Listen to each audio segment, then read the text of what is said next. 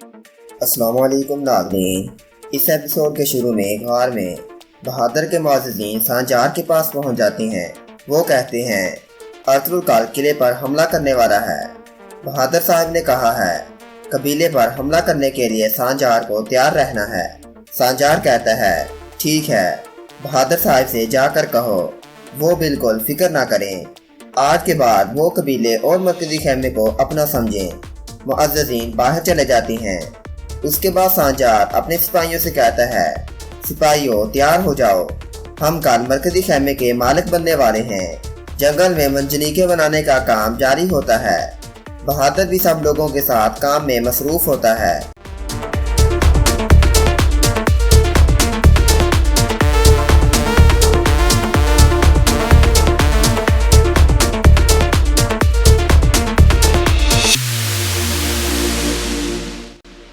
सामसा कहता है आप यकीनन इस काम के माहिर हैं। बहादुर कहता है मैंने इतना अरसा सुल्तान की फौज में रहकर यूं ही नाम नहीं कमाया। मंजनीके शायद शाम तक मुकम्मल हो जाएंगी। तुम अर्तुगरुल साहब को एक सिपाही के जरिए पैगाम भेजो कि वो यहाँ आकर इनका मुआयना करे। चावदार कबीले में असलहान खतून खाना खा रही होती है। कराजा खतून आकर कहती है हमारे सरदारों ने एक दूसरे के साथ इतिहाद कर लिया है और अपनी नजरें दुश्मनों पर गाड़ ली हैं। अब हमें ज़ेब नहीं देता कि हम भी आपस में ताल्लुकात को ख़राब करें। आप कबीले को जंग के लिए तैयार कर रही हैं। मैं चाहती हूँ मैं भी आपके काम में हाथ बटा दूँ। असलहान उसका शुक्रिया अदा करती है। काई कबीले में बमसी अर्तुगरुल से कहता है भाई मैंने आपका पैगाम आरस को दे दिया है, लेकिन वो किला हवाले करने के लिए रजामंद नहीं है। अर्तुगरुल कहता है वहाँ जाकर बमसी तुमने क्या कुछ देखा? बमसी कहता है उनकी तैयारियां अभी नामुकम्मल हैं। किले की दीवारों में अभी भी कमजोरियां मौजूद हैं। जनूबी दीवारों पर अभी भी तमीर का काम शुरू था। अर्तुगरुल कहता है फिर तुम अपने सिपाहियों का रुख जनूबी दीवारों की जानिब फेर दो। अगर वहाँ कोई शगाफ हुआ तो हमारा काम आसान हो जाएगा। बमसी बाहर चला जाता है। उसके बाद अर्तुगरुल आर्तुग साहिब, हाइमा खतून और हलीमा सुल्तान से कबीले की सूरत हाल और जंग के खाने पीने के बारे में एक तफसीली गुफ्तगू करता है। इतने में एक सिपाही अंदर आकर कहता है हुजूर मुझे सामसा ने भेजा है। बहादुर साहब मंजनीके सुबह तक आपके हवाले कर देंगे। उन्होंने कहा है आप जब चाहें आकर देख सकते हैं। ये कहकर सिपाही बाहर चला जाता है। सब लोग सोचने लग जाते हैं कि बहादुर ने जैसा कहा था वैसा ही किया। अर्तुगरुल कहता है हम बहादुर को सीधे रास्ते पर आने के लिए एक मौका देंगे। बहादुर ने गलत रास्ते पर चलकर देख लिया कि उसके साथ क्या क्या हुआ। अगर ये अब भी सीधा ना हुआ तो वो जानता है कि उसका अंजाम क्या होगा। काराचाइसा किले में तीतान खुफिया रास्ते से आ जाता है। कोस्तास कहता है जनाब क्या कोई अच्छी खबर है? तीतान कहता है जब तुर्क एक दूसरे को मारने पर तुले हैं कोई बुरी खबर कैसे हो सकती है। फिर तीतान कोस्तास से आरस का पूछकर अंदर चला जाता है। ऐसे छुपकर ये सब कुछ देख रहा होता है। काई कबीले में अर्तुगरुल और हलीमा गुंदोज के बनाए हुए तीर को देख रहे होते हैं। फिर अर्तुगरुल गुंदोज को हजरत अली रज़ी अल्लाह तआला अन्हा का किस्सा सुनाने लग जाता है।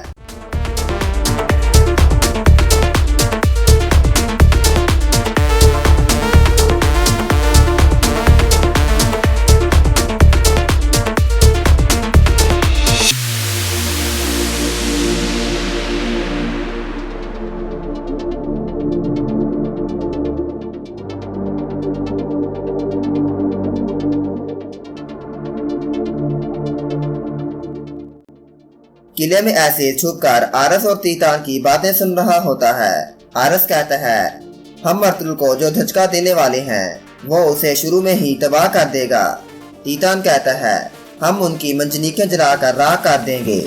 मैं सुबह ही अपने सिपाहियों के साथ रवाना हो जाऊंगा। जब मैं अर्तुगरुल के सिपाहियों पर हमला करूंगा बहादुर वहां से निकलकर चावदार कबीले चला जाएगा और अपनी सरदारी हासिल करेगा। ऐसी उनकी बातें सुन रहा होता है। जंगल में सांजार अपने सिपाहियों के साथ आ रहा होता है। बहादुर का एक मुअज़्ज़िज़ीन आकर कहता है जनाब तुर्गत किले के मुहासरे के लिए कबीले से चला गया है। असलहान खतून दो सरदारों के साथ मरकजी खेमे में बैठी है। इस तरह सांजार सारी सूरत हाल पूछने के बाद उससे कहता है, तुम फिक्र न करो, मैं कबीले आकर सबको देख लूंगा।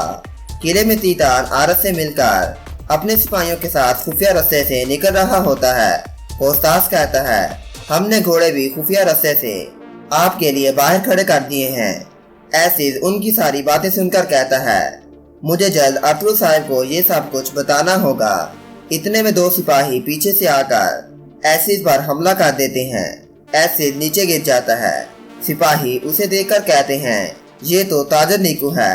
फिर वो सिपाही उसे आरस के पास लेकर चलने लगते हैं। काई कबीले में अरतुगरुल अपने सिपाहियों के साथ मंजनीके देखने के लिए रवाना हो जाता है।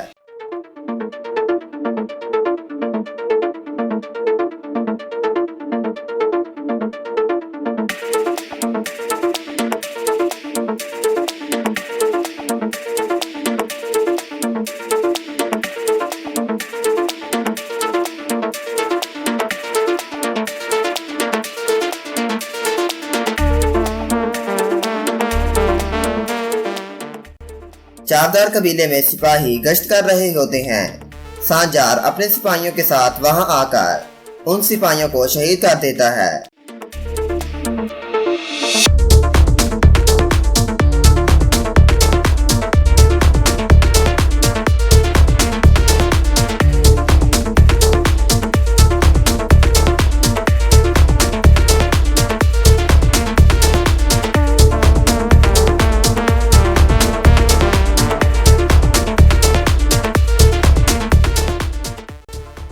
मरकजी खेमे में असलहान 2 सरदारों से कहती है, मुझे साजिशों की बू आ रही है। अगरचा हमारे सिपाही तादाद में कम हैं, लेकिन हम फिर भी इकदाम बढ़ाएंगे। आज के बाद हमारी खवातीन भी तलवारें उठाकर कबीले की निगरानी करेंगी। दूसरी तरफ जंगल में मंजनीकों का काम मुकम्मल हो जाता है। तीतान अपने सब सिपाहियों के साथ वहां घात लगाकर बैठा होता है। सब सिपाही मंजनीकों का काम मुकम्मल होने पर काफी ज्यादा खुश होते हैं। सामसा कहता है, जब बड़े बड़े पत्थर आरस के साथ पर बरसेंगे तो उसका क्या हाल होगा। फिर सामसा बहादुर से कहता है, आपकी मंजनीके बनाने में बड़ी मुशक्कत है। हम अरतुगरुल साहब के आने से पहले मंजनीक से पहला पत्थर फेंकते हैं। बराए मेहरबानी बहादुर साहब, पहला पत्थर आप फेंकें। बहादुर कहता है, मैं देखता हूँ, आप पत्थर फेंकें। फिर सामसा पत्थर फेंकता है जो दूर जाकर गिरता है। इतने में तीता सामसा और दूसरे सिपाहियों पर हमला कर देता है। सामसा कहता है, ये हमला घात लगाकर हुआ है, अपनी ढालों से खुद की हिफाजत करो। बहादुर अपने सिपाहियों के साथ वहां से निकल जाता है। सामसा कहता है, बहादुर साहब आप कहां जा रहे हैं। बहादुर कोई जवाब दिए बगैर वहां से भाग जाता है। सामसा समझ जाता है ये गद्दार है। फिर तीतार और सामसा के सिपाहियों के दरमियान लड़ाई शुरू हो जाती है। दूसरी तरफ अरतुगरुल अपने सिपाहियों के साथ आ रहा होता है। आगे तुर्गत भी अपने सिपाहियों के साथ खड़ा होता है। कुछ देर बातें करने के बाद तुर्गत भी अरतुगरुल के साथ मिलकर मंजनीकों वाली जगह पर पहुंचने के लिए रवाना हो जाता है। मंजनीकों वाली जगह पर तीतान और सामसा के सिपाहियों के दरमियान लड़ाई जारी होती है।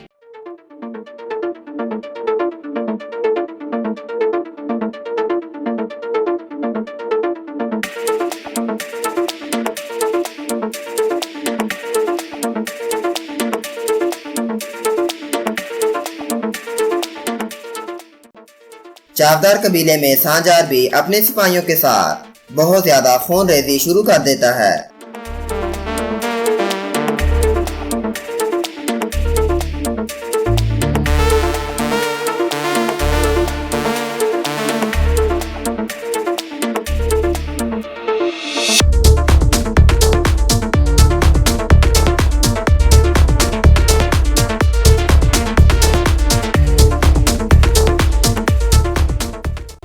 इस तरह सांजार अपने सिपाहियों के साथ मिलकर मरकजी खेमे के पहरादार सिपाहियों को हटाकर उनकी जगह संभाल लेता है और मरकजी खेमे के सामने खड़ा हो जाता है।